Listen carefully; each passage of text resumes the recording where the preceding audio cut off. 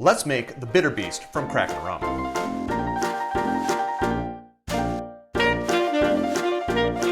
To make this drink, I am going to start by crushing some ice. And I don't have an ice crusher except for this mallet here, so I'm going to go off camera and do that where I can make some noise.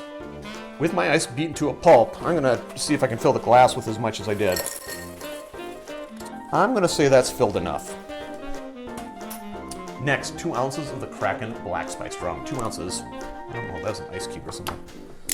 2 ounces is 60 milliliters. And I put my fingers in those stupid holes. It's easier to pour this way.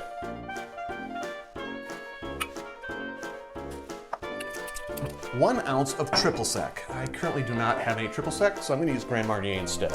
I figure it's an okay substitution, even though it's technically not at triple sec, because Kraken Rum can't give me real measurements anyway.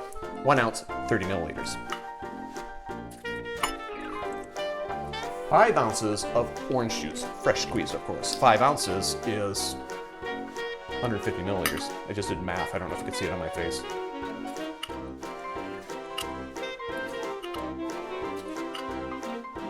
Oh my gosh, that's filling up my pint. Because finally, well not even finally, we've got to top it off with some lemon lime soda. Just a splash.